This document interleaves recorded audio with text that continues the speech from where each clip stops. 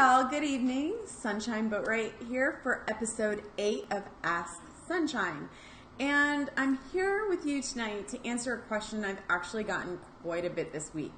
3 different conversations, a couple of them are a couple of questions directed to my inbox. And so I figured, since it's been asked so much this week, that this would definitely be the week to tackle this question. And that is, how am I creating so much right now?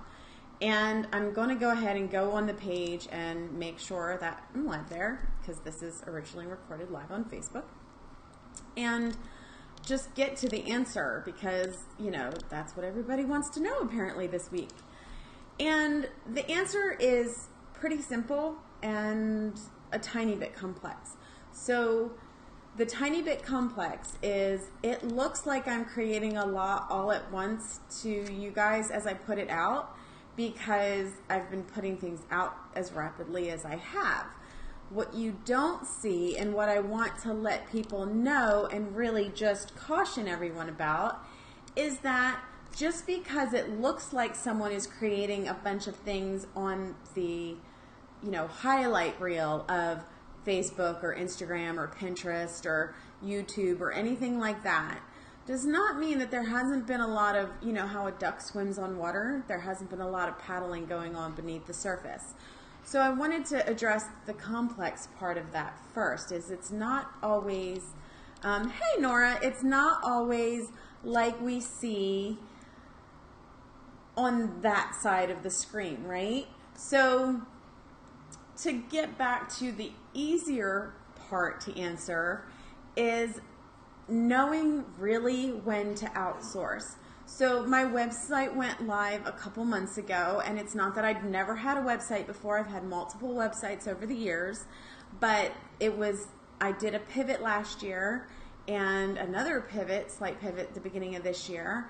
And so it took a little time to suss out the new look and feel of the website, right?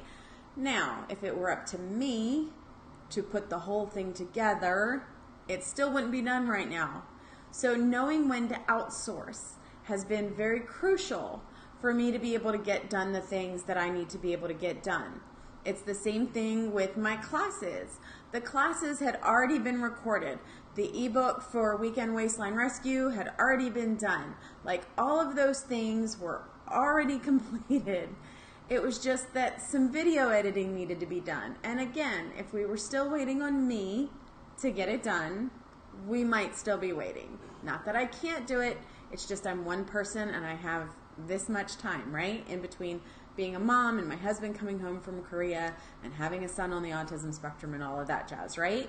So everybody knows that my life isn't exactly not busy per se, but everybody's is, right? So I don't want you to think that just because I did something that you have to, and I don't want you to think just because I didn't do something that you can't. Like, I never want that to be the perception here. I never want that to be the relationship that you and I have. So the other part of it is, like I said, knowing when to outsource. So I've outsourced a few things. I sent some things off to be transcribed, so that way I could then create from that transcription instead of having to do everything from scratch. Because there are certain things that I say over and over and over again, just as part of the nature of the work that I do. So if I keep saying that over and over again, then that probably makes a good blog post, right? Or that probably makes a good freebie for you guys, just like the manifestation workbook that just dropped this week, right? And if you need that, let me know and I can go ahead and put it in the comments. But it's not, I promise you, it's not all of a sudden. It's just with I will say this, with my husband coming home, it is easier for me to crank out more work with help around the house than it had been with him gone. Like, so that did bump up my productivity level a little bit, but who are we kidding? I'm a workaholic. I was getting work done no matter what. So knowing when to outsource, I think, is a really key piece. And knowing when it's a good idea for you to outsource in your business, I think, is an even bigger part of the equation. So if you're just starting out, the odds are that unless you're working a job that's supporting the outsourcing, or you know what to hire and who to hire for what kind of thing, then outsourcing might not be the first thing you do. And that's okay. Like, that, you should never be made to feel like that's not okay because you're not doing it. And there went the fan off, so hopefully I don't have to shout now. But knowing when to outsource in your business, if it's taking you too long to do a thing that you know you're ready to have it done, and you know that putting some money behind it and putting that energy out there so that somebody else could get the work done for you better, faster, whatever the case may be, then it's time for you to outsource. If you just don't want to do that thing, like you keep putting it off because for the love of God, it's sucking your soul. Like building the website, I know how to do, but it was just, I couldn't anymore. Every time I've built a website, it's given me migraines because tech makes my head hurt if I have to dive so deep into it. It happens, and I don't know why. It just does. And so I didn't want to get another migraine over building another website. So I outsourced it to someone that I knew, someone that I trusted, somebody I knew that I would work well with. And I think that's another key piece of the puzzle, is knowing yourself and how you operate and how you work and how you're wired, so that you best know who to outsource to. Because if you don't know yourself and the way that you work, then you're not very well able to communicate with the person on the other end what it is you need from them and what it is they can expect from you. And vice versa. They need to be able to let you know what you can expect from them and what they need from you. And you need to know whether or not that's a paradigm that you can work within. Okay? So I hope that answers your question. Part of it is I just really like to create.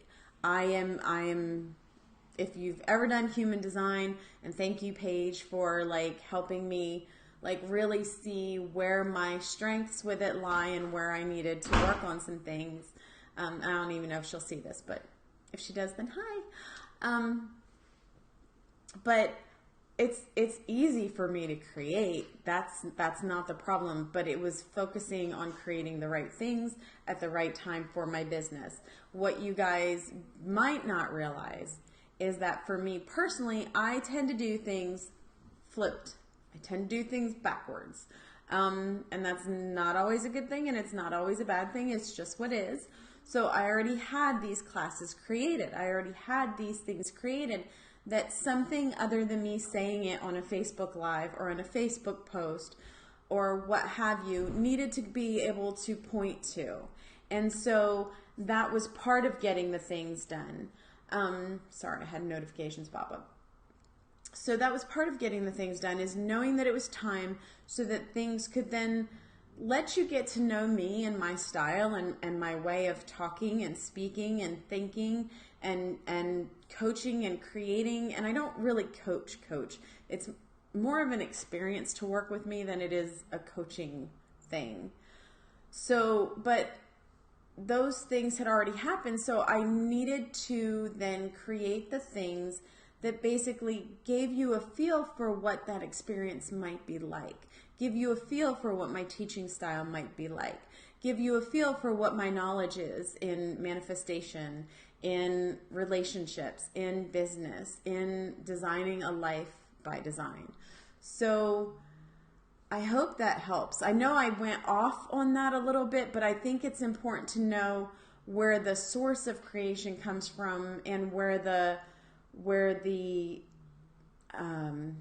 inspiration for it comes from, where the direction of it comes from. I think those are important things to know before we just look at somebody, assume they're just creating all these things all of a sudden, or assume that they're doing something that we can't.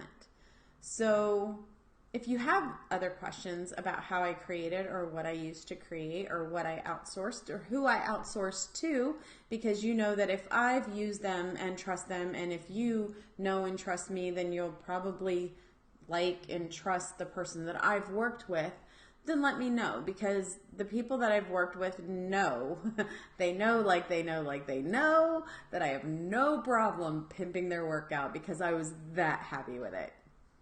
So that is tonight's episode of Ask Sunshine. That is how I've been creating all this content, and there's actually more to come. I've got some other things that are coming down the pike and a few things up my sleeve that I'm really excited about and can't wait to share with you guys.